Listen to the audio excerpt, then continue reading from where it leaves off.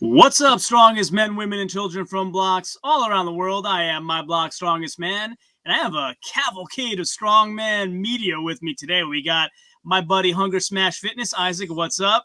And then we got all our friends from 580 Barbell joining us today, Dante, Josh, and Frawley.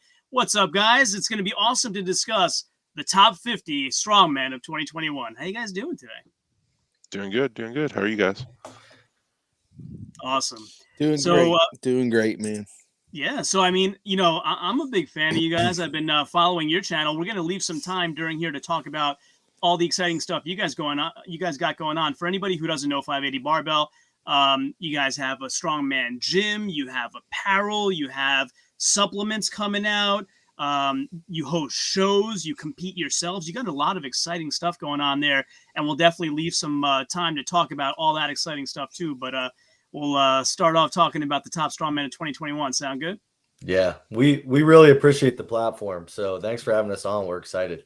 Yeah, no worries, man. So I know when I put out my spreadsheet, there were a few people that disagreed, like always, right? Like you can never get 100% agreement. And so I thought it'd be cool to have you guys on to come discuss it. And I always like hanging out with the young fellas, but I'm just going to give you the one major golden rule of this whole thing. Respect your elders. All right, so let's talk about it. First of all, I'm a big fan of Frawley. I've been following you. You hit, what is it, a 760 deadlift? Is that right? Yeah, 765. I hit 8 plates last Saturday. Hell yeah, man. Awesome. Yeah, at our in-house show, I got a good deadlift off, so I appreciate it, man. Yeah, man. Yeah, I was excited for you. That's awesome. So where should we start? Should I share the spreadsheet? Do you guys want me to go through how I figured it all out? Do you want to know about the new spreadsheet?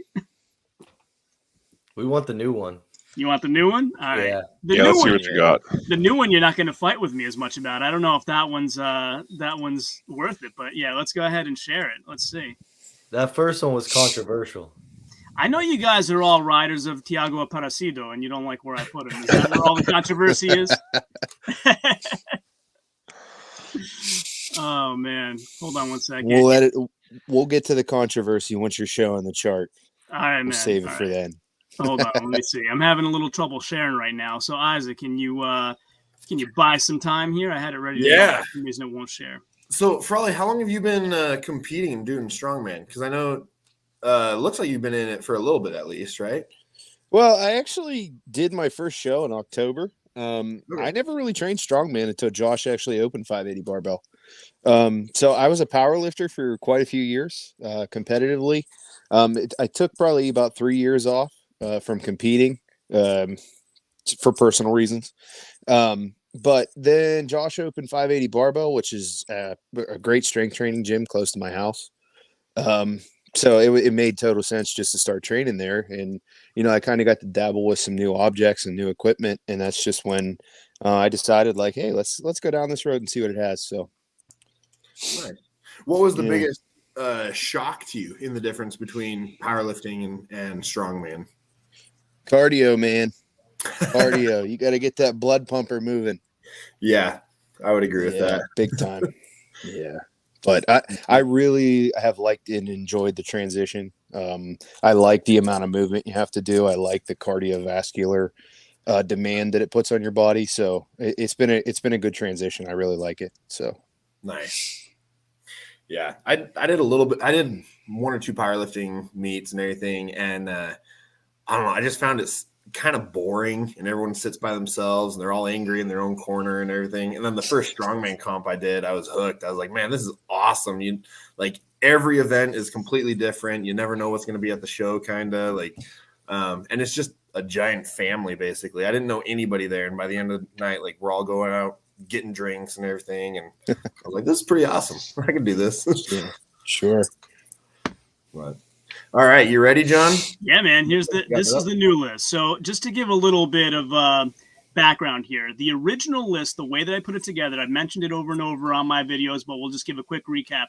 So I take all of the events that all of these guys did in 2021, and we're talking just world level open strongmen. So I know that strong women and the other weight classes deserve their attention too, and I'm going to try to get to those videos as well, but lumping them all together into one is just too much work to do. So world open level guys, the Luke Stoltmans of the world, like that type of person. So the way that I figured it out is I look at everything they've done during the year, break it out event by event, take out how many points were possible for that event and how many points they earned, right? So 10 guys, second place, 9 out of 10 points, 90%. And then I do that for all of the events, for all of the shows, and just use the magic of Excel pivot tables to aggregate it in any way I need to for whatever the topic of discussion is for that particular video. So got a little bit of pushback the first time around because guys who didn't compete very much, like Martins Lisis and Iron Bibby, got a lot of credit because when they did compete, they dominated. So I think there's actually merit in both lists. The first list, and I don't want to, offend anybody out there, but I'm going to anyway. The first list is the Michael Jordan list. It's any given event, any given moment, how dangerous is this guy, right? Whereas the second list is body of work. It's the LeBron argument, right? It's the body of work. So how much did they accomplish over the entire season of 2021 Strongman? And then you have guys like Alexi who did a lot of both of those things. So the new list incorporates a mechanism to account for their placings as well. So I had one of my followers on YouTube, one of my subscribers mentioned, like, hey, you have Terry Hollins too high because he didn't even make it out of World's Strongest Man qualifiers. And my original argument was, but he did, pretty well in the two events he did. So I had to make that kind of only one part of the equation and bring in that other part, which equilibrated for all that. So that's how it all worked out. This is the second list. If you guys want to see the first list and bash me, fine with me, no problem. So I just off the bat, like that sounds like way too much math. I don't know. I'm not a fan of that. Well, here's the thing. Somebody's got to do it because no one else is. Yeah, I'm like a big eye test guy. So this is like the complete opposite of like how we do it. So I appreciate someone's doing the other side. Yep. You're doing the hard stuff. I'm with Josh. Like, this guy could beat this guy. There's no way he should be ahead of him. So I appreciate the actual analytics side of it. Yeah, I just wanted to come up with some kind of math. And if the math has to evolve over time and get better and better, so be it. That's fine. But I don't know, I was getting a little bit fatigued with the you did this guy dirty. It's like, okay, well, what's your evidence? I have evidence. If your evidence is better than mine, then fine. Well, and I think there's definitely a lot to be said as well for creating multiple lists. And then you're like, well, this guy placed high no matter how we look at it. So obviously he's a great competitor. Or, this guy scored low no matter how we scored it. So obviously he's not as good on the world level. So I think there's pros and cons to both. And you're going to make someone angry every time about the list, no matter what you do. So for sure, if people are chirping you about it, man, you're doing something right. So that's good. That's true. That's true. I don't know. Something tells me, though, that Big Loz will think he's just where he should be because he's a reasonable man. Yeah.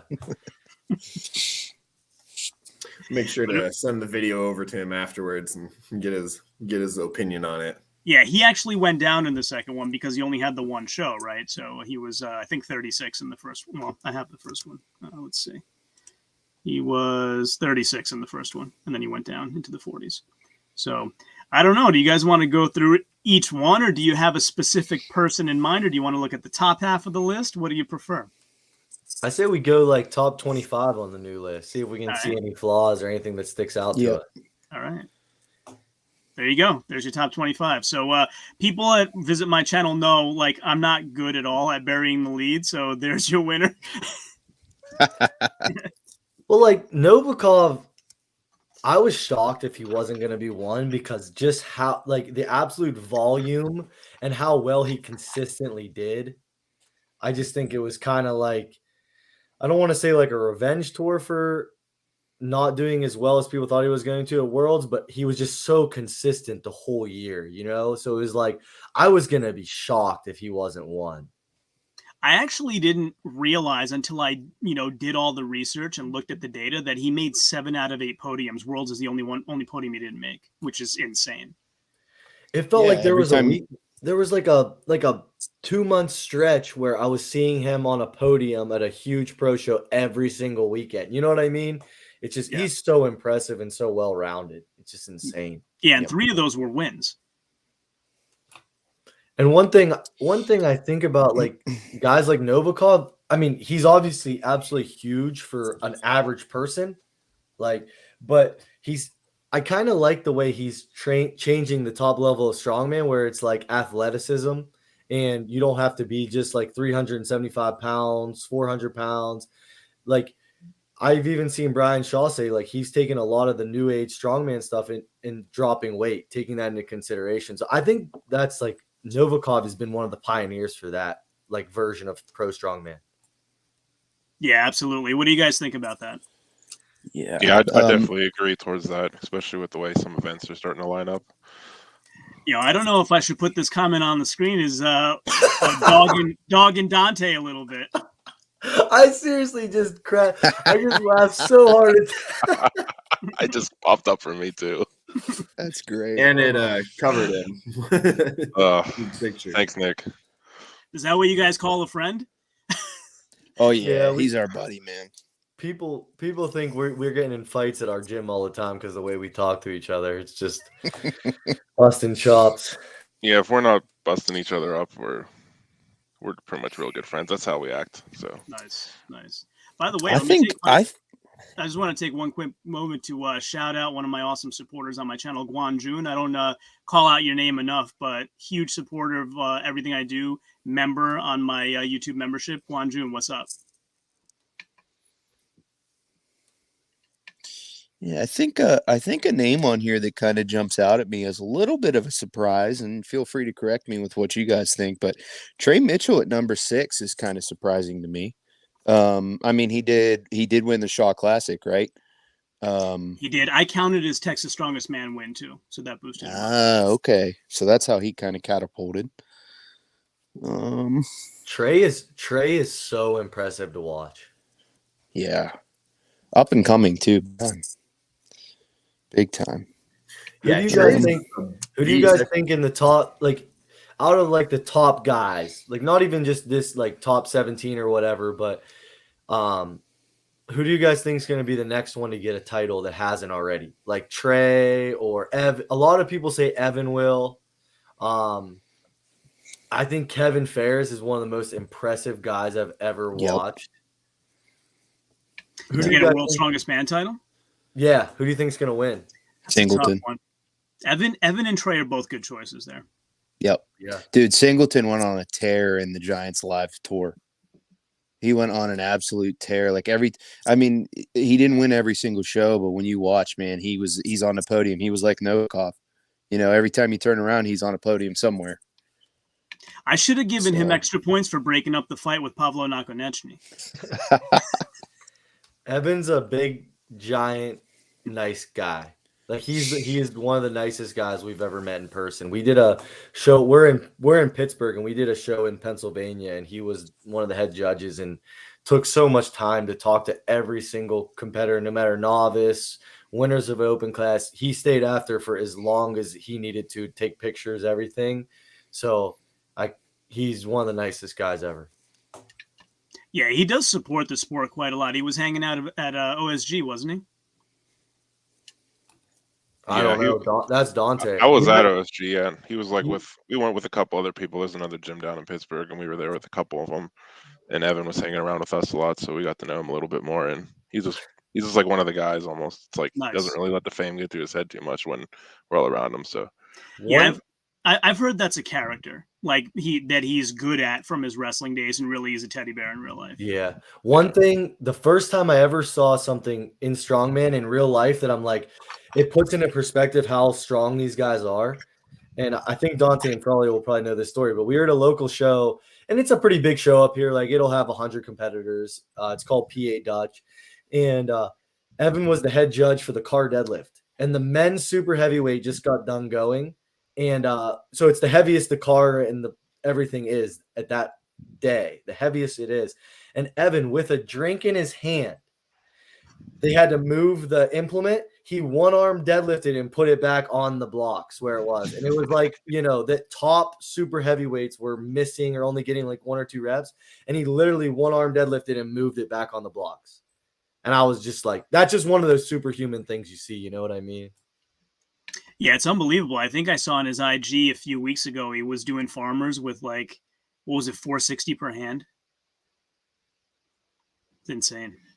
Yeah, it was somewhere around there. And I mean, he did just get the 1,000-pound deadlift as well. So obviously, I mean, his deadlift years past wasn't necessarily phenomenal, but he's definitely working on it a lot. So he's getting a lot better at that.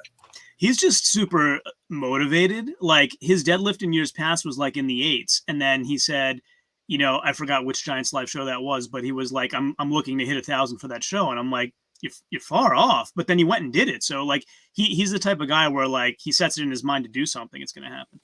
I'm honestly kind of happy that he had the performance that he did at World's Strongest Man, and I say that with tongue in cheek, but I don't think we would see from him now what we've seen without that performance.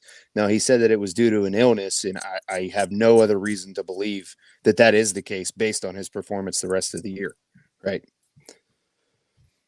I wonder, because I've wondered the same thing about Alexi too, where like, because Alexi's performance wasn't necessarily as good as it could have been. And so then the rest of the year, he just ravaged every other single competition he could come across basically and destroyed most of it. So yeah, it's one of those things where sometimes losing is really good for them. Isn't it also amazing how frequent a 1,000-pound deadlift is now? Isn't that amazing? Like I remember 7 guys in that show, was it? It's insane.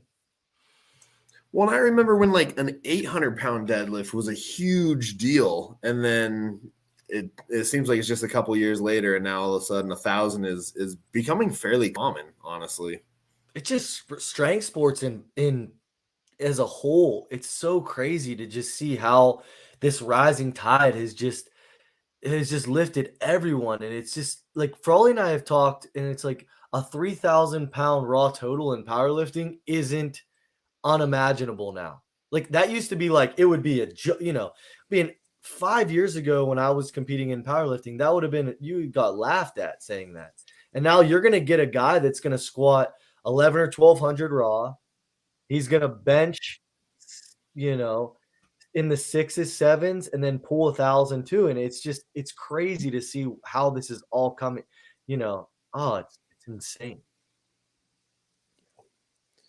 Nick Yep. Ferrantino, our buddy from the gym, needs another explanation on how the points were earned. All right. For the latecomers. No problem, Nick. So why don't I show it? Let's do that. All right. So basically, it's filtered to Tom Stoleman in 2021 right now, but I track everybody that Strongman Archives has to offer, and I fill in a bunch of my own shows that aren't on there yet. And I track by event. So Tom Stoleman in 2021 at the Giants Live World Tour Finals, which I consider a world level event in the Nickel Stones, earned 6 points out of a possible 10 for 60% of points on that event, right?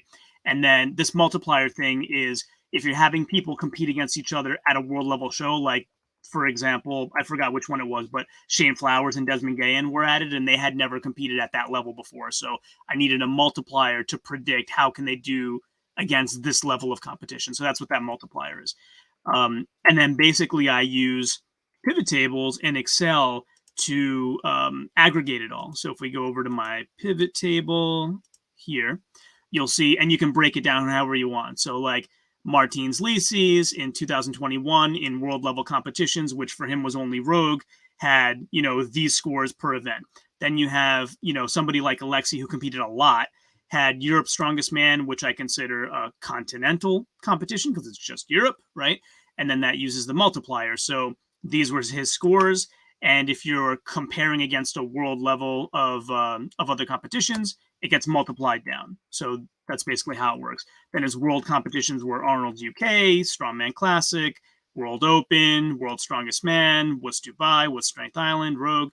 So you can see kind of the breakdown of aggregating together how they did in every event. Then, of course, you can kind of move the stuff all around here and see, how does he do in this event for his career, regardless of which comp it was, and do all that kind of analysis.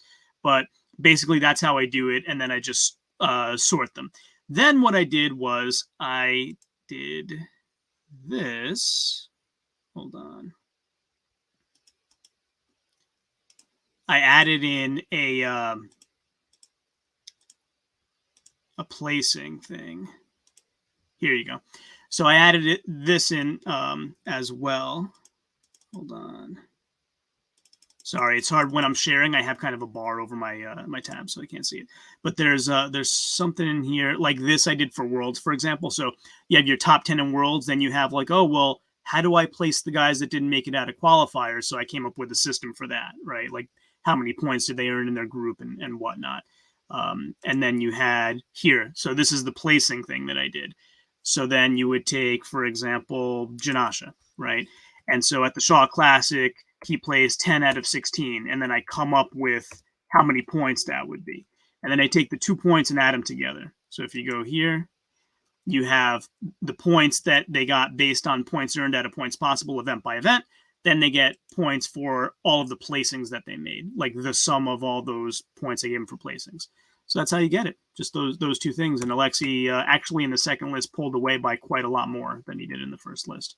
So in the first list, he was right, like barely in first place. And then in the second list, where you account for all the placings, he's way ahead. And in fact, the funny thing is, if no one has noticed this yet, Tom Stoleman beat JF Caron by 2/100ths of a point in the rating. I saw that. So scroll down on this list real quick. I got some. I'm gonna start calling some people out. All right, how far down? Go to 17. How's Travis? Do not call out my boy. I know he's your boy. Do not call out is my this boy. Biased? Travis is the best friend of the show, but it's all math. Now, this is why I can't get in trouble, because I use math and it's defensible. Travis did really well in a lot of SCL shows. He won SCL Portugal this year. He beat Travis Ortmeyer beat Irvin Toitz, who has competed at a lot of world's level competitions at SCL Portugal this year. I'm like I said, I'm an eye test guy. Like, so I get like, okay, Martine's volume wasn't there. Right. But like, I look at like Bobby Thompson right under Travis, and I'm like, if those two were to go, if you can, there's not an event list that you can put together that Bobby wouldn't beat Travis in my opinion. I think Bobby would beat Travis in almost anything.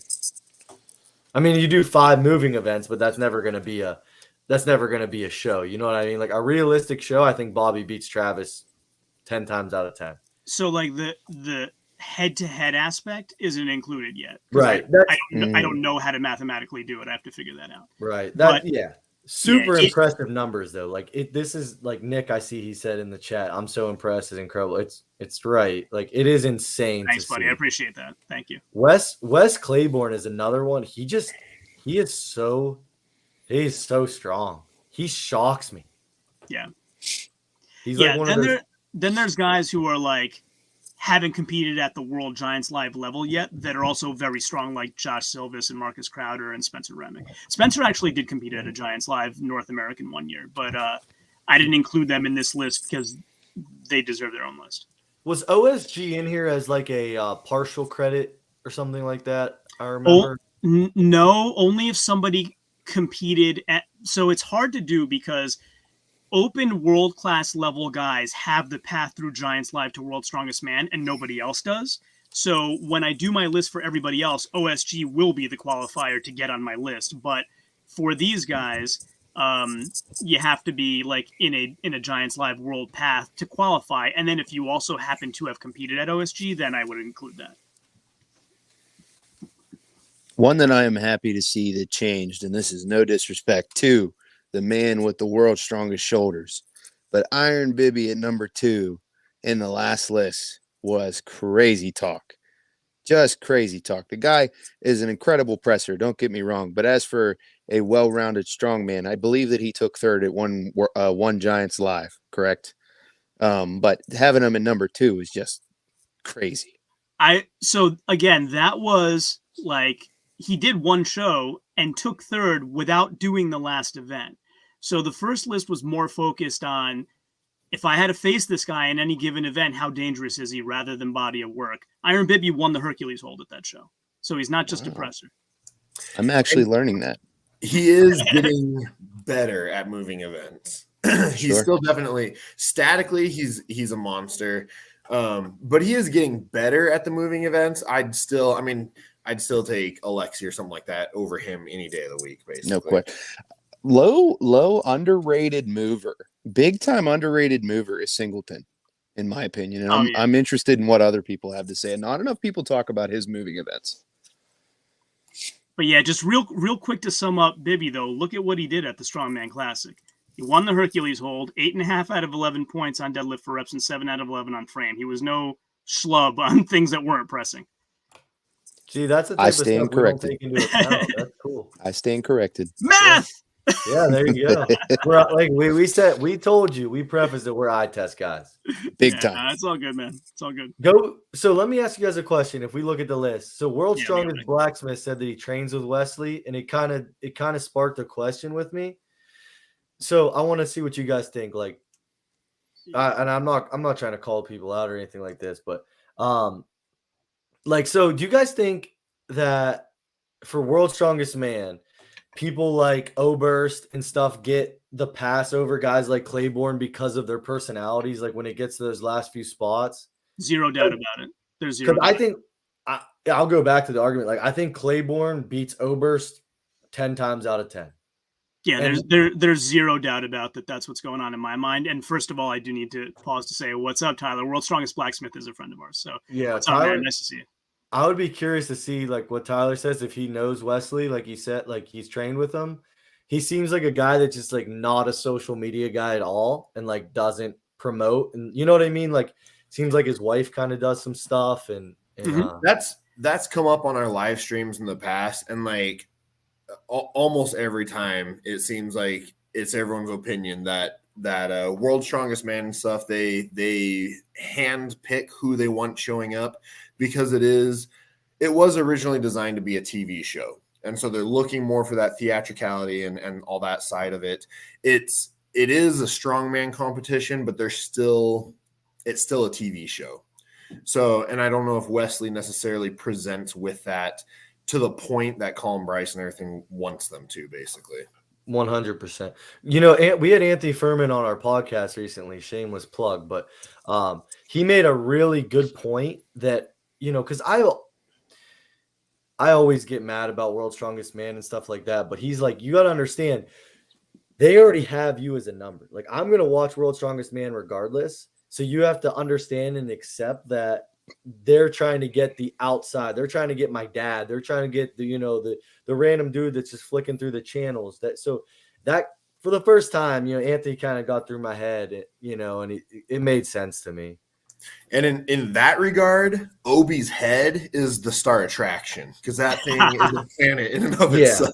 I will say though, super nice guy when I've met him, like super nice guy, but it's like, yeah, he was one of the judges at one of the contests that we did a little while back. And yeah, super nice. But the first thing I noticed when I walked up, I was like, his head is as big around as my waist, you know, like this. I thought I saw him at the zoo the other day, but it was a bison. Yeah. He looks like a turtle. His traps are so big, it looks like a shell. When I saw him at the Arnold last time, it's unbelievable how big he is. But he's one of those guys, like his rise was so early. You guys remember, like, what was that, like 2014, 2015? And he just took over. Like he was a guy that was talking and you know, saying like everyone needs that bad guy, the guy that talks.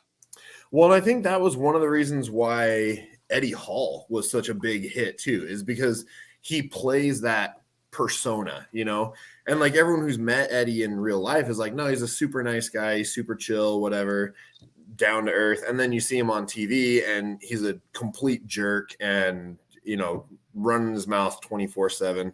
And so I think that's why World's Strongest Man, you know, Colin Bryce and everything likes that, is because it gets the attention, it gets the viewers.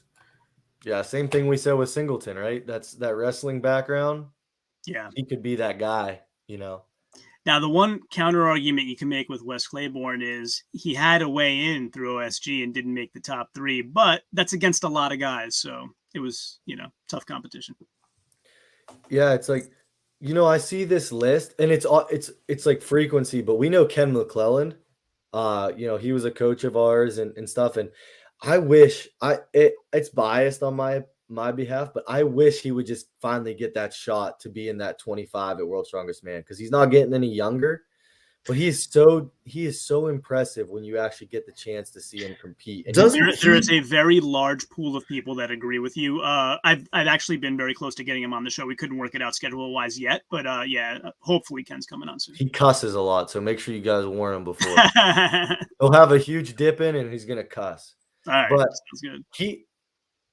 He gets screwed because he's an alternate every year, but when someone drops out, they don't want another American because it's a worldwide, it's supposed to be world's strongest man, not America's strongest man. So they always put in someone overseas ahead of him, which stinks. But look at him at OSG, barely lost to Sophikus and beats the guys at world's strongest man. He beats Pritchett.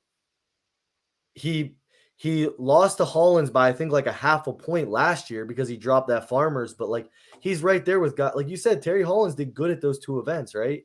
Yeah. And Ken's beating him at events. So it's just a little bit of bias.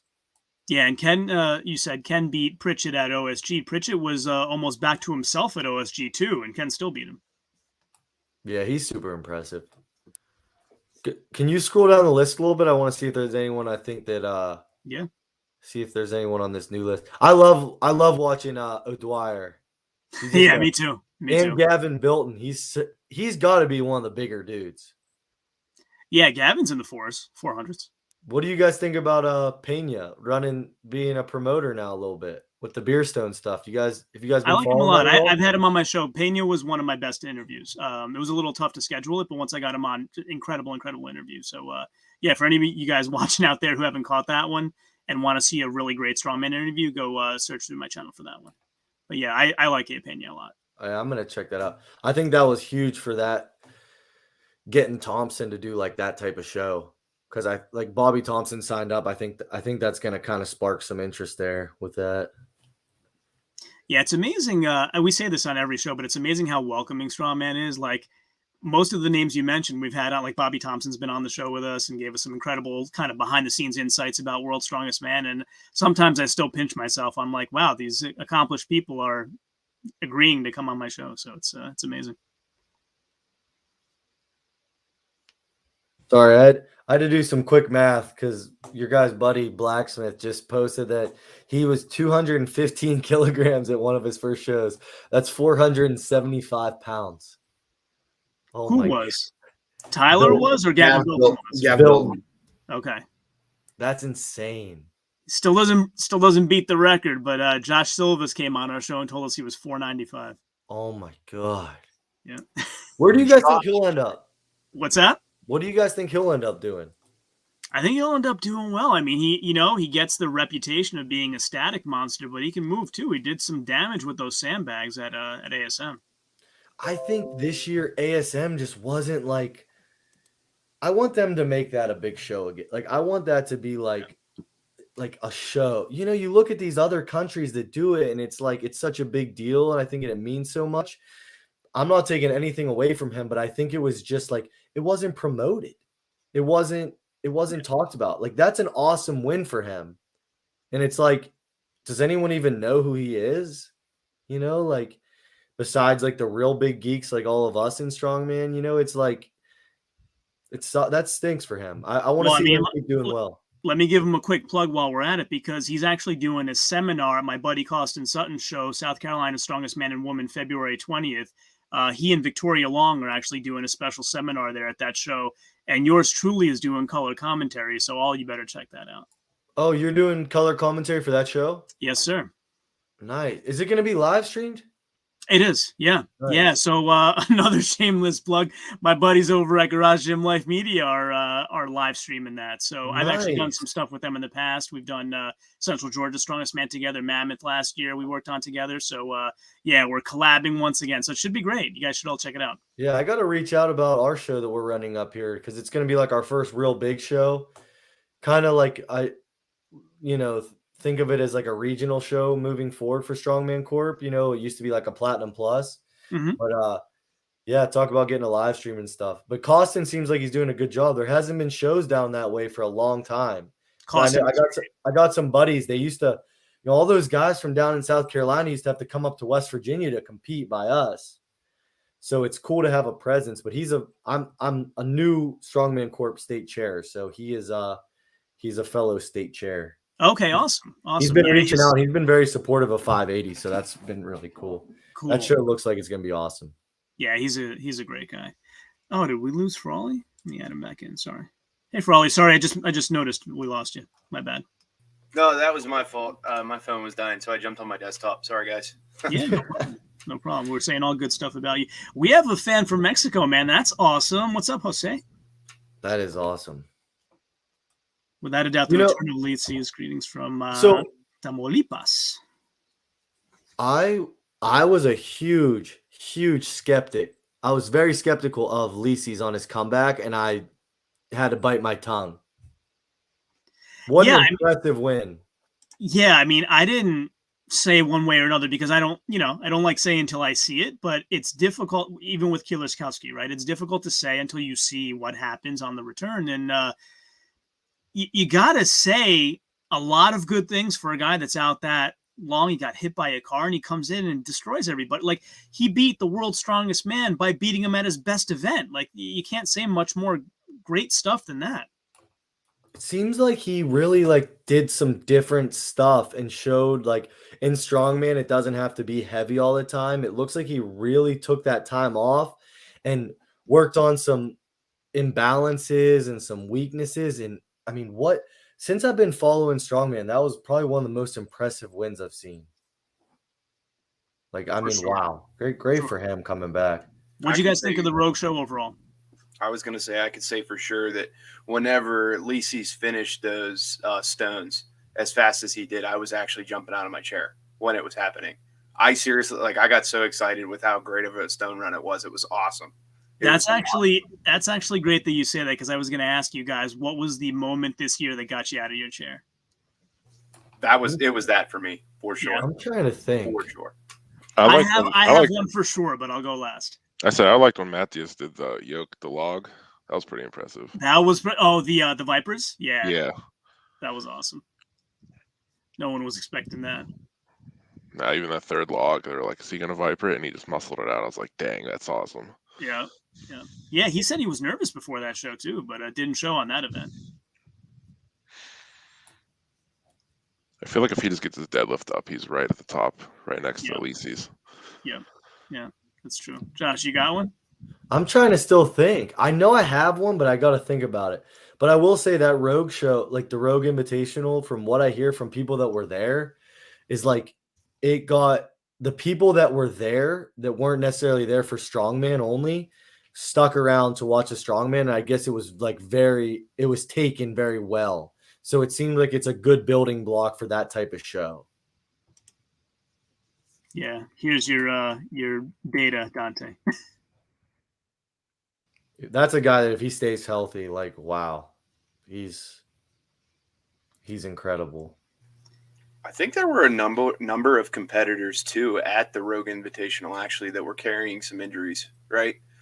Or were injured during. So Jerry Pritchett definitely was. He seemed I don't want to use the word demoralized, but he seemed like, I can't even begin with this yoke. I'm just too injured. That was the look on his face. I think Shivalkov was a little beat up. I think Shaw got injured through the event. Yep. It's kind of unfortunate because it would be nice to see that field. It would be nice to see that field go against each other completely healthy. Yeah.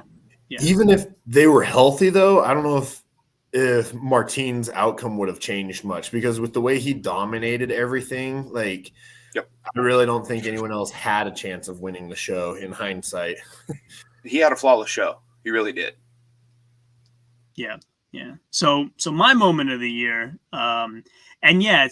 there were a lot of good ones, but I don't know why this one really got me going the most. But since Alexei won the 2020 World's Strongest Man, I always had this thing in my mind of it was a high deadlift. It was made for him. He's not really the best. And then as I watched him through 2021, he just impressed me more and more and more, where you can't help but be a fan. And so when WUS Dubai came around, and all the hubbub was about Kieloszkowski is coming back. Is he going to win this? And then they're doing the Atlas stones. I was an Alexei fan. I'm beat him. And when Alexei edged him out and Mateus couldn't get that last one up in time, I was out of my seat. It was that was my moment. I was because I was like, this guy who wasn't my guy and has become my guy has done something awesome, you know? Mine was I was gonna say mine was probably the Pavlo Alexei moment after the competition. Mine wasn't even a movement. Mine wasn't. Yeah, it wasn't a movement, but it was a moment after. It was when it's kind of a cheap, cheesy one, but with Stoleman when he won and his brother being there, like the second he won, that was just like that's an iconic moment. Like for both those guys to be there and do well, and like his brother, and like he's got such a like. I don't think people realize like how impressive of a like backstory the Stoleman stuff is. You know what I mean? Like it's just for everything that he's had to overcome with like, you know, he's been open about it, like the disabilities and stuff like that. And like for his brother to be there and like jump on him as soon as he wins, like that's such a crazy moment in just sports in general. Probably you taking up all the bandwidth? Haters gonna hate, man. Josh said, if you got haters, you're doing something right. Nick Fiorentino's a hater. Nice. By the way, anybody who's watching this who hasn't liked the stream yet, please go ahead and like the stream, subscribe to my channel, head on over to Hungersmash Fitness afterwards, and like Isaac's channel too. And these fine gentlemen have a YouTube channel, 580 Barbell, as well. Go ahead, watch a bunch of their stuff.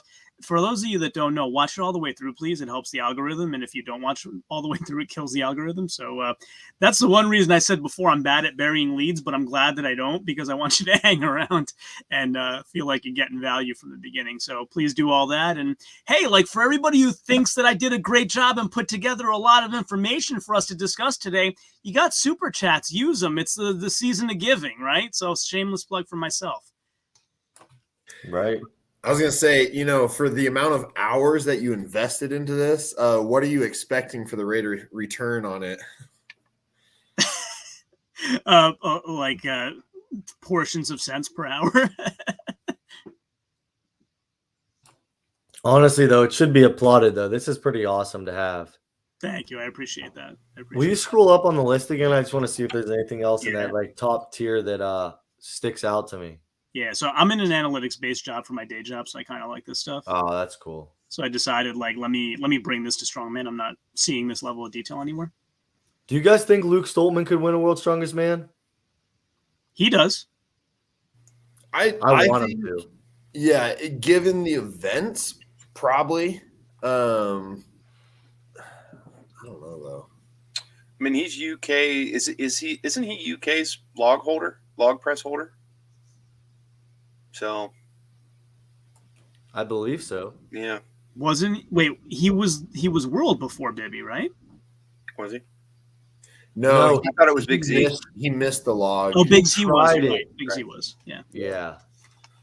So he's got to be UK's. But I don't know, because there's so many really solid guys up and coming these days. It's hard to pick one and be like, oh, this is going to be the world's strongest man.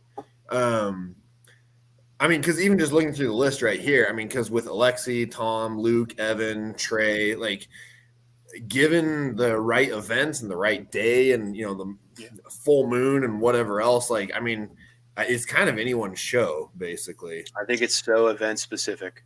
Yeah. I mean, one argument you could make is one could argue the Shaw Classic was the hardest show of the year and Trey won it.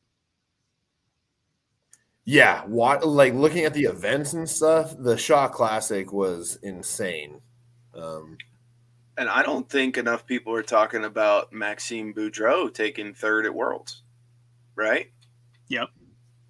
So I was just gonna say that, Frawley. Him sneaking on the podium is insane. That's awesome. Did you guys see him at the Magnus Ver Magnuson Classic? Yeah. Well, I saw the results. I didn't watch the actual show. Yeah, it was almost cooler to watch him there than Worlds. It was, I don't know, like Worlds is cool, but it's like very produced, right? The Magnus Ver Magnuson Classic is like, we're just going to go out in the raw elements. It was literally snowing for part of it.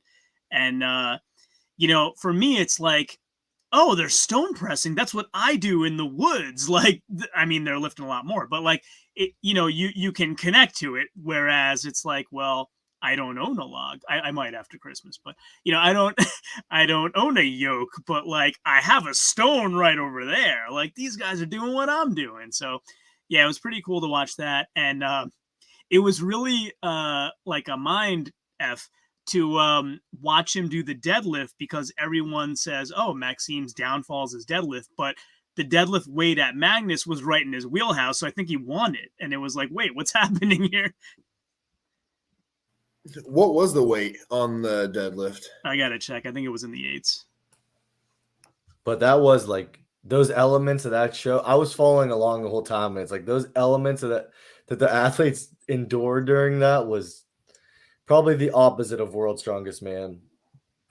So that's a good point. Temperature wise, it was World's Strongest Man was really hot. True. Literally the exact opposite of what it could be. Yeah. Didn't we, Isaac, didn't we ask a few different athletes and get different takes on how, like, whether the heat was bad? Like Travis said, you deal with what you get and you just do it. And Bobby was like, yes, it was hot. And it was just like different people said different things. Yeah. Travis was like, yeah, no athlete. What did he say? Something like, if you're competing at this level, like you don't get a whine about the weather or whatever. You just got to go out there and compete. And Bobby the whole time was like, yeah, it was like 105 and out on the concrete. And I was like, very different opinions about. Well, one guy's in Texas and one guy's in Virginia, right?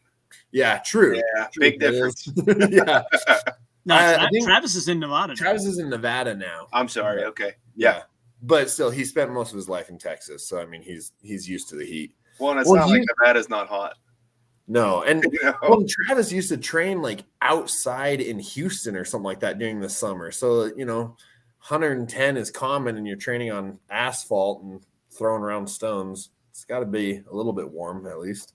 Isaac, I looked it up for you. It was 325 kg for reps and 75-second limit. That's pretty impressive, though. Our buddy Riley's got a good point. You could be like Vegas, like the line maker, if gambling goes live for Strongman with all these analytics and stuff. You can be like, you're literally can be the guy that sets the lines. Riley looking for a percentage? No, he just wants to gamble. You'll make money off him. He'll just gamble. Oh man, good idea, man. We should. I'll be the bookie. I'll be the house. I appreciate it. Yeah, I mean, for people that don't know in the audience, I basically make spreadsheets like this for every show that I do results on. So let's see, can I share my other one? I'll show you that Magnus for Magnuson Classic we were just talking about. So are we going to hire all the state reps to be bookies while John is somehow the gambling overlord? There you go. There you go. See, that's how state chairs volunteer their time. That's how they can make some money. There you go. The house always wins. Did Isaac just say overlord? I love that title. Had to fluff up your title somehow. I got to give you some credit somewhere. It's funny. My boss asked me once, he's like, what's your long-term vision at the company? What would you like what's your ideal title? I'm like, King. And he said, what? King. Can you make that happen?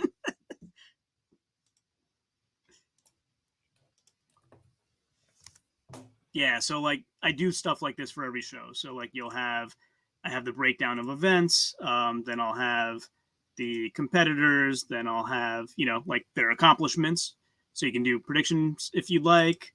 And then I have like actuals on what happened on each event. So this one is the stone press. And then I have like my detailed notes of what I saw. And that's why I feel like I can give, a lot of detailed analysis in my videos that you may not find in other places. So, but yeah, on my channel, I have my membership and I make all these available. So I've had people ask like, hey, can I get a hold of those awesome spreadsheets you do? And so I did it for very cheap, probably too cheap for all the work I did. But yeah, so they're available on there. That's super impressive. Thank you. But yeah, let's go back to our other list. It's cool to be able to, like you say, like if some guy like myself is like, oh, well, this guy, I think, it's cool to have those numbers to back it up. So that's awesome. Yeah, because I mean, I've gotten before like, oh, how in the world could you say that? And I'm like, well, like this. You may disagree, but this is why. Like me with Iron Bibby. Yes, but you like where he is now? Yeah, I see how you got what you got. That's Okay. what I'll say. Cool. I get okay. So here's a question for you because I could use the tip on how to make this better. How much credit does somebody get for a world record? Discuss. That's a good question. I think, is it more important to be a record holder or is it more important to win a title? Right. I think personally, it's better to win a title than it is to have a record. If it was me, I would want to be known as, let's say, world's strongest man versus world's strongest log presser. That's just my opinion. I'm sure that's open for debate, but I would rather be known as the best overall versus the best of one event. That's an interesting take. That's interesting. I think some of these records are starting to just get like, it's like how long, like, I don't know, it just gets old, like having all these records and like I'm all the way with Frawley here. Like, how long have we been trying to beat Big Z's record, before we could do it? Like, I don't know. I don't think you should even get a, like, I like the way you have it broken down. The only thing I would say maybe is like have more of a tier system for what you consider like a top show, like SEL, not be like even near like World's Strongest Man, or you know what I mean? Like you'd have to have like a ranking system for those types of shows. So it's even more of an emphasis when it's more competitive. But yeah, I think it's awesome. Yeah, I have that system in place already. We just disagree on whether SEL is world, but I can knock it down a step. Sure, I had 9 steps in my tier already. So. Right. Yeah, I know. Or Myers your boy though. He seems like a good person though. So I won't. Oh, he's awesome. I won't chirp him too much. He also has the best story ever told on my channel. I had to break it down into like 4 or 5 episodes because it was just so much good stuff. Yeah, I need to go back and watch some of the older stuff too. Like before I kind of got put onto you guys, like, and even not able to consume everything. Like I want to see him, and I want to see Pena on here, some other people. So yeah, he was good. We've interviewed a lot of these guys. I mean, some of them are difficult with time zone differences, but then again, like I always I tell Isaac this too. Like one of the highlights of my life was interviewing Donna Moore. Like I got up 6 o'clock in the morning to interview her, but yeah, that was incredible. Like interviewing somebody who's in the GOAT conversation is really something. That's what I was just gonna say. I think it'd be awesome if we could get like Big Z or something on sometime, but yeah. Time zone difference. Yeah. He's broken too. Like he doesn't. It comes across as like short, but it's just that barrier. Like the one time I met him, you could tell it's not like he was trying to be like, rude or anything to me. It's just that disconnect. It's tough, Right. But, well, even like because like I had JF on a while back, and like his English and everything is fantastic. But even then, like every now and then, it's like, well, he is French based, and I don't speak any French, and so there was just a couple things every now and then that I think I ended up cutting out most of them. Just where there's 30 seconds of confusion as I'm trying to ask him a question. JF is cool. JF is to the point. I had him on, like we both had him on, and that was another great one where you don't know how many times a week I tell one of my friends like I've interviewed the 3rd strongest man in the world, So, but yeah, he's awesome because he's just to the point. So we were talking about deadlifting one time, and I forgot what show was coming up. Maybe it was even Worlds. And I said, well, what do you think of whether it's going to be a 13-inch or a 9-inch, whatever? He's like, if you're a strong deadlifter, you will win. He's like, he doesn't BS around. That's a good answer. I like that answer. Have you guys ever had an interview and it just like, and if you don't want to mention it here, just tell me, but have you guys ever had an interview and it just completely like flops and like you can't even run it or like something like that? Yes. I ran it anyway, and I won't say who it is. I'll tell you off the air. I don't think I ever had any that completely flopped, but there were definitely some that end up being significantly shorter than I was originally planning, and they did not go nearly as smoothly as I was originally hoping. So, some people are just more gifted talkers, gifted, like, I'll keep mentioning Travis. He's a gifted storyteller. Like he can talk forever. Bobby was good too. Bobby can really, he's a good. He told us a lot of stuff about worlds that I never would have thought of. Who else? Even Athor with like a little bit of a language barrier. He and I had a nice discussion together as well. Chris Van der Linda's a nice guy. He's real cool to talk to. He's an awesome follow on Instagram. Yeah. I like following him. Yep. And a lot of the ladies, like Jessica Fithen, is a freak. I mean, I don't know if you guys heard, she quit Strongwoman now because of bullying, unfortunately. But yeah, she's an awesome chat. I had her on 2 or 3 times. That one we had, Isaac, with Jessica Fithen, Haley Randall, and Lauren Wells, was it? That was awesome. Oh wait, no, I was gonna say Ingalls, but we had her on separately. Never mind. Oh, Leifa was on with Leif Ingalls was on with Gabby Bergholzer and Rebecca Lorich. She was on. That was a good one too. One. Yeah, that was a good one. Yeah, too. that was also a really fun one. Yeah. Leifa was one of the first 2 women, she and Sandra Bradley, to walk with the Husafel stone. It goes back to like the point we made earlier, how it's amazing how welcome, like from the top down, how welcoming and awesome people are. You know, it's like crazy. Just we have a small gym that started as a small gym in like Beaver County, Pennsylvania, and some of the guys and girls that are willing to come on our podcast and talk, you know, to help us grow has been amazing. So, you know. Yeah, I had Jacob Finnerty on the other day. Did you guys hear about his new world record? Stone press, 320 pounds. Oh, yeah. I saw that. I forgot about that. I did see that. Now, it was actually, you know, that was contested at the Magnus Vera Magnuson Classic, and Athor decided to tie his record instead of going for a new one, and then Jacob Finnerty beat it a few weeks after, so that was pretty cool. But yeah, but like you say, they're very welcoming. Like I'm talking to him, I'm like, I do that in the woods too, not 320 pounds, but you know, he was very encouraging. So I saw Colin Bryce on a live stream finally acknowledged Thor's deadlift as the world record. Oh, really? Yeah, this past week or 2 weeks ago or something like that. It was the first time I ever heard him say it. So it was, yeah. That's crazy. How do you guys feel about that? Just real quick. So my thoughts like evolve over time, but my initial thought was, you know, it wasn't done in competition, so there wasn't an opportunity for someone else to beat it by more. So yes, like you can't pretend it doesn't exist, but as an official world record, no, it's not. I may have softened a little bit on that over time, though. I get what they were trying to do. Keep putting out stuff, putting out content for the viewers and the fans and everything. And I understand that side of it, but kind of the same with John, where it's like, I wish it would have been attached to some actual competition, or I wish it would have been something where there's other competitors who also have a chance at this record at the same time. Same with like how like the Rogue Invitational and stuff, they had, you know, record breakers going on as well. And Giants will do stuff like that too. So kind of more along those lines. But at the same time, given with how everything was set up, they were just trying to find something to put out content for fans. And so it's kind of the same thing with, like, you know, people have said the same about Tom's stone over bar and all that sort of stuff. And it's like, you know, maybe we need to put an asterisk next to it compared to other lifts that have been done in competition with other people competing for it as well. But I think the argument that I believe it was Brian Shaw made at the time made sense to me. Like, basically he said, a lot of us have broken records in the gym. Like, if you gonna count one, then what about the rest of us? Yeah.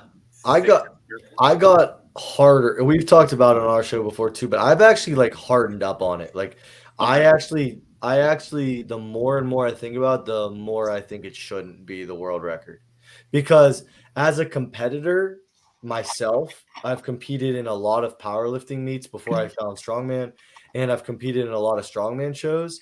And I just know personally, and I'm not, you know, anyone watching, I'm not comparing myself what I do to Thor's level, but it's the same thing, right? Strength is relative, and I know how much different it is to actually go and do it at a show or at a meet. And it's just to be able to kind of dictate, you know, at your own place, and when you're at a show, you go up and you do that lift when the judge or the director tells you to go do that lift, right? And I always tell a story about when I was going for my biggest squat ever in powerlifting, and it's knee wrapped, and I'm 3 people out. There's 3 people still before me, and you typically start to wrap your knees then. And all 3 guys in front of me had something catastrophic happen to them that slowed it down, and I ended up having to wrap my knees 5 times, and then I missed the squat. Would I have hit that squat? I believe in my heart I would have, but you never know because it's at the competition. So like little stuff like that you see behind the scenes of competing is, it makes me harden up on it. Yeah, I think one of the saving graces, I guess, is that they had an actual ref and all that sort of stuff there. They weighed out everything, and so it wasn't like me going to my whatever gym down the road and being like, hey guys, I just broke the world record. So it was a little bit more standardized, but at the same time I agree with you, like he was doing it on his own schedule, basically on his own time, and that's the thing where it's like, yeah, if I can set up to do the lift when I feel like it, I'm probably going to get that lift. But if there's a clock running and someone else is yelling at me to get on the stage now to do it, yeah, it's a different scenario. So, hey, I competed at nationals this year, and I hit a 255 axle clean and press in training, and then I zeroed it at the show. So it's like I kind of, but regardless, I will say a 501 kilo deadlift, whether it's in the gym or in a show, I mean, what insane strength, you know what I mean? I mean, what insane. I'm not trying to take anything from that level. Like I just think there should be a talk of whether it's the world record or not. It's a great talking point, for sure. Yeah. Another great talking point is WSM. What was it? 2017. Oh, my gosh. I mean, there's just you just go down a hole on that, Did we Viking press anyone? Right. Haven't seen a lot of Viking pressing lately, so I'm not sure if it's related at all. Giants Live did it at one show. Didn't Evan win that event? I think he did. Was that 2 years ago? No, this year. They did a Viking press at one of the shows this year. Yeah. Why can't you double dip on a Viking press? I don't know. You guys are all more experienced. I don't know.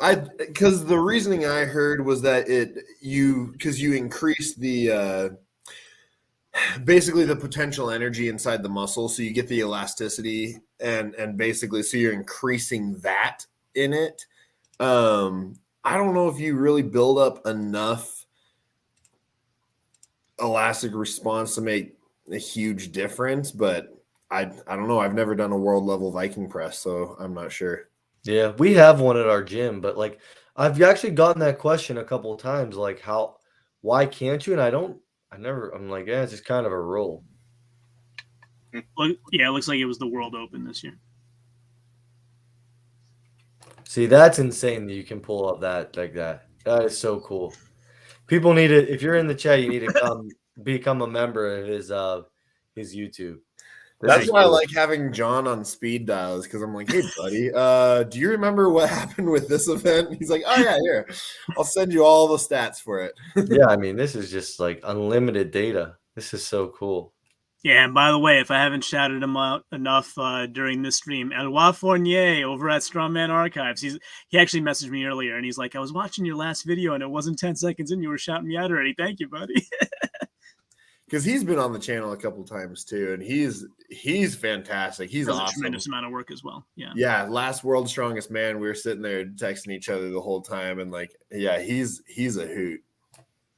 Who does that? Okay, so I know we don't see the results of World's Strongest Man on TV for a while, but like after the show, but who does that Excel sheet that like we're all like refreshing the whole time? That's him. That's Elway. Oh, is it? Yeah. That's what I was What a godsend that guy is. Yeah. Because he has multiple friends that go to events if he's not able to go to it, and then they'll be sending him real-time updates, and then he'll be the one updating it. So it's a group effort. So like does like the organizers for World's Strongest Man, do they get upset at that? Do they know that's a thing? Like I don't know. I think they know it's a thing. Yeah. I don't know. I mean, like all the pros that I've talked to all know that it's happening. So I'm assuming that the organizers know. Yeah. Because that's a whole other thing. We should have a whole other discussion maybe next week about content sharing. Like, hey, should I be sharing to the Shaw Classic? Like, hey, should I be sharing video from like Isaac and I are like very timid and afraid of sharing any video from anything because he got hit with a warning one time. And so, Yeah. and you were just, it was just Instagram, right? You didn't even show like actual YouTube video. Sorry. I was zoning out there for a second. Yeah. Yes, it was Instagram pictures of Giants Live, I believe like Isaac and Travis were talking together on his channel about Travis's performance, and they were looking at World's Strongest Man Instagram, and he got hit for that. Yes, so we pulled up, that's what it was. We were pulling up the World's Strongest Man Instagram. We played some of the videos on that and got hit for that. Yeah. But yeah, Shaw is a good example. Yeah.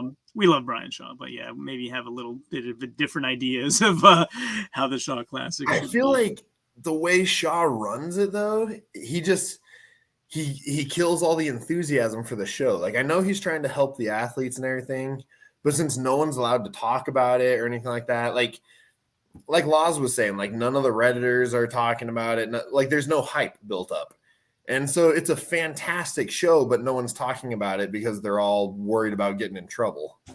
Yeah, we waited, what was it, 4 or 5 days this time around before and it was like I've had people in my comments before about that show and other shows like, oh, you do this whole analysis and no video, like, and they're giving me dislikes and killing me on the algorithm. And I'm like, you don't get, like, there's copyright strikes and warnings that happen to us when we do this. And then, like, Big Laws did a video, and Liz, sorry, she probably does most of the work, did a video recently about the same topic, like top strongmen of 2021. And they showed like little video clips, but then it occurred to me, they were at a lot of those shows. It's their own camera, so they can use the footage because it's their footage, like unlike me, where I would be copying it from, Giants Live's Facebook, which I don't want to do. It would be kind of cool to like drop World's Strongest Man. Like, remember they used to do it in like third world countries and stuff. And like, it was before social media. Like, social media is just a monster now. Like, it's so hard. We're going to find out, right? But it would be so cool to have them on like an island, like a remote, like where we don't even know. And then like make them sign like something like, hey, I'm not going to even talk about it. And then we actually have to find out like legitimately. I mean, that's a lot of work, but that would be so cool. That would be cool. Yeah. You mean like no Wi-Fi, no phone, like nothing on the island? Take their phones when they get there. No motor car, not a single luxury. Yeah. Man, isolated from society. I don't think most of those guys could survive that way. No. Do you guys think Shaw should be competing in the Shaw Classic? Ooh, man, we got enough material here for like 7 different episodes. Yeah. This is great. That 580 barbell back on. Yeah. Oh, yeah. Anytime, man. You guys are welcome anytime. If I didn't make that clear, then it's clear now. Anytime. It's fun. Yeah. And don't let me ramble on too much, man. We got to give you guys time to talk about your brand and all the cool stuff you got going on. So jump in and do that whenever, please. Sure. Does anyone have anything else to say about the rankings before we kind of plug away? Yeah, I mean, I think I just a last thing question for you, John, is how long did it take you to put that together? Genuinely. Well, it's ongoing, so it's all year long. Yeah, it's hours every week throughout the year. I mean, it is so detailed. It's a lot of cussing back and forth over IG as he's complaining about messing stuff up, or it's a long process. You know why? Because at the beginning I cared too much. Like I would do it and someone would disparage it, and I'm like, I must be wrong if they pick something out, so I have to go redo it. And then I had to get to a point where it's like, if I have, not that I get 1,000 views in all my videos, but let's say I get a good one and I get 1,000 views. I'm like, there could literally be 1,000 different opinions on how to do it. I can't accommodate all of them, right? So I just got to do my best and hope that it's good enough, and that's it. Yeah, the product is the product, right? Yeah, exactly. Yeah, but yeah, to answer your question, it's multiple hours every week, and I have a family and little kids, so I'm basically like my kids are sleeping now, so I can do a live stream. Like I work a full-time job and I do this like in the middle of the night. Well, hats off to you, honestly. Like, guys that are pushing strongman, like, no matter the payout, like you said, you probably make like maybe cents on the hour with all this work. It's hats off because it helps everyone, in strongman. It's really appreciated and cool. That's what we're kind of trying to do over our way too. So, that's awesome. Yeah, we really appreciate, the outlet. 580 Barbell, we started as a strongman gym. We're in Beaver County, PA. Got a really awesome strongman gym down there. And we're just trying to grow the brand. We're not trying to be just a strongman gym. You know, our YouTube channel is just 580 Barbell. And Dante does an amazing job getting our content put together. He kind of, you know, we just kind of like, I have the ideas and Frawley has the ideas and Dante has ideas too. But Dante puts everything out there. Like I need to get these pictures updated soon. But this is only this. So if you guys could see the gym now, wow, I can't even. It's embarrassing that these are the pictures right now. It looks nothing like this anymore. But so our biggest venture right now is, and my biggest goal. So I used to bootleg pre-workout in college. I used to make it by hand with my roommate, who's my best friend Tyler. And it's always been a dream of me to have supplements. So this right here that's on the screen is horsepower. I have some right here too, right here. But we're going to be releasing a full-on supplement line, not just pre-workout. We're going to be getting into, you know, some daily vitamins, aminos, creatine, protein, everything like that. And my goal over the next couple of years is to really turn this into a full-on premier supplement company to help grow this brand.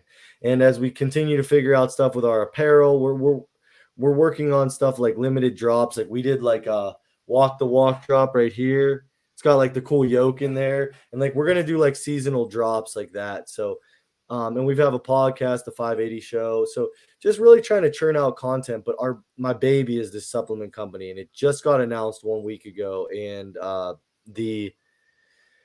guess just the feedback and the support has just been unbelievable. We're gonna have a little promo video come out for it in the next couple of weeks, hopefully, and just continue to grow it. So we're already working on our second flavor.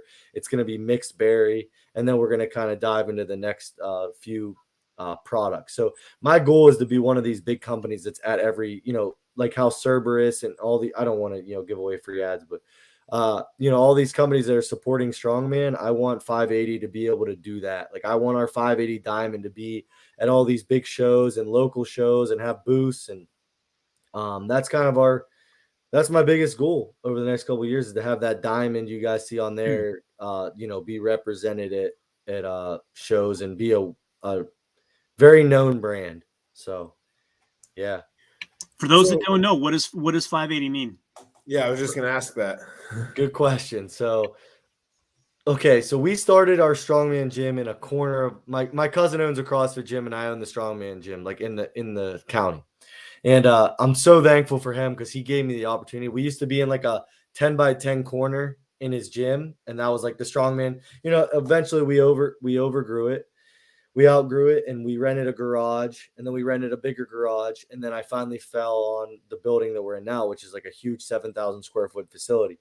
And our landlords upstairs we're in a basement, big warehouse type gym, and our landlords upstairs are a military veterans club. So, you know, it's a bunch of veterans that serve the country, and their post number is 580. And we didn't have a gym name. And my landlord, he wrote 580 Barbell on an envelope when we were negotiating leases and everything like that. And it just clicked and it just stuck. And so 580 was started as like an initial honorary thing to, you know, them, the veterans that are above us, and they're our landlords. And it just kind of stuck. So 580 Barbell, that's kind of how it was born. So, yeah. It's a great story. That's a great story. We have a lot of veteran friends in Strongman, so it's a great story. Oh, yeah, it's great. But it's just like we've only been a gym for 1 year. Our 1 year was when I first announced the gym, it was December 8th last year. And we didn't really even open until February officially. And to see how far the gym and everything has come in 1 year, like I'm so thankful for everyone that supported and allows us to do this. I just can't wait to see in a year or two from now, because I know what the last year's brought. So in the next couple of years, you know, I want to be a premier brand. So I think we're going to make it happen too. We've got a lot of people that really care and that really will do whatever for that, you know, that diamond. And it means so much to us. So to give us an outlet like this, you know, it means a lot. We're trying to do whatever we can. So we appreciate it. Yeah, absolutely, man. Absolutely. Doing great things over there. And we're happy to promote you for sure. Yeah, we're growing the YouTube, trying to get on your level.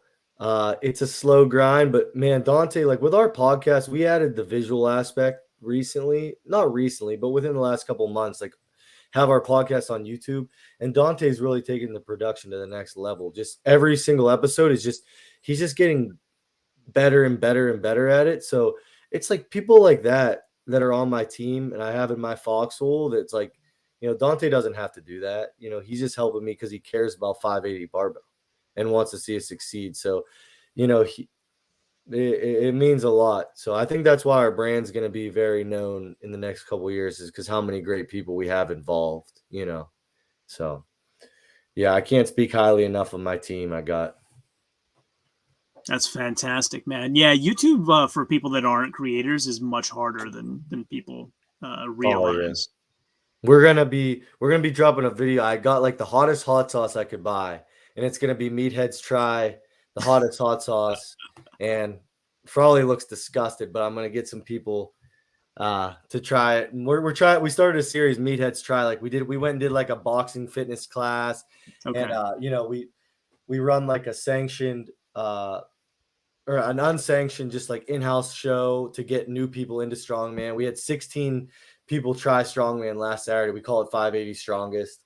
We've got a sanctioned show in June called Battle at the Bridge, and we sold it out like 200 days before the show. Wow. Like it's the support. I know I sound like a broken record, but the support is insane. My fiance, I think she's in here right now, but she blows steam out of her ears because I keep letting people sign up for the show. We were supposed to only cap it at 60, then it went to 70, then 75, and now we've got like 82 people signed up. So I got to stop. But yeah, just the support up here for Strongman is insane. So if anyone's interested, especially in supplements, reach out. If you've got a little local show or a sanctioned show, reach out. We'll bring a booth out.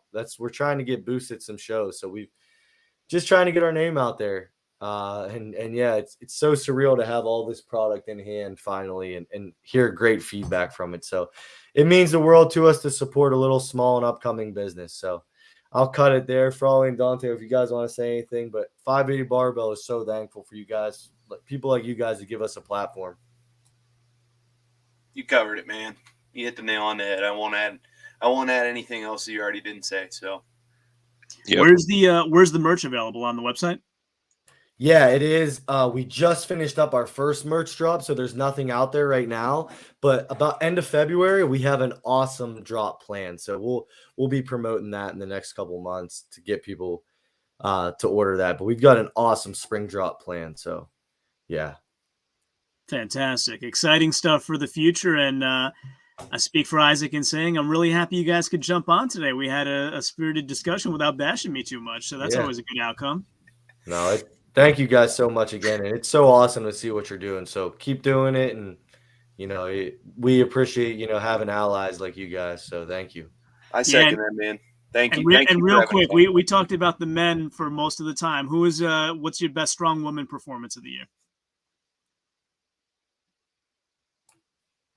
It's gonna be Kate Gutwald at the Arnold in a couple months. That's our girl right there. I don't want to say up and coming because she's been around for a little bit, but I think she's gonna finally get her pro card at middleweight in Arnold. I got to give her a shout. She's a huge supporter of 580.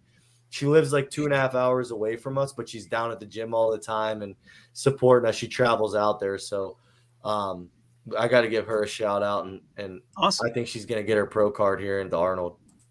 Okay, cool. Send her my way. We'll do an interview. There you go, Kate. Yeah, she owns a local meal prep company, so she would definitely be on it. She's like the nicest person ever.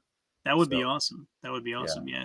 So that's the future. But looking backwards, like I find it hard to pick between, because I had them both on the show, Inez Carrasquillo and Erin Murray. And also we can't forget Nadia Stower. She had a story. Right. Well, like look at the girls we were talking to Furman, and look at the girls. Not like Camby, his coming out party was Clash, right? And like it seems like he's just taken over like the middleweights, not the heavyweights, I guess I should say. And look at the girls that got the started getting the recognition from Clash. Yeah. It's great. Like the record breakers there. It seems like that's been a really cool stepping stone for a lot of people. I think Furman's I think he's doing a great job. He's onto something for sure. Yeah, absolutely. Yeah. That was a great show. That was a great show. Yeah, I think he's going to keep improving it too. He just announced that my weight class is going to get our chance for the seat at the table here in August. So I'm going to do everything I can to try to get there. That's sweet. That's sweet. And then I keep thinking of more, like, I don't want to forget people. Victoria Long, I always consider, like, whenever somebody brings her up, I say, oh, the unbeatable Victoria Long. Like, people laugh at me, but that's how, whenever she's in a show, like, bet your money on Victoria Long. Yeah. I do that same thing all the time. Like when we have our podcast, the second it ends, I'm like, man, I wish I would have mentioned this person, or man, you know what I mean? It's crazy. Yeah. The second it ends, you're like, oh my God, I just wish I would have mentioned that person. There's just Strongman is in, like, in my opinion right now, it's peaking again. Yeah. And there's so many, you can't even mention anyone, like everyone. Annabelle Chapman had a really good year. Who? Annabelle Chapman had a really good year. There you go. Yeah.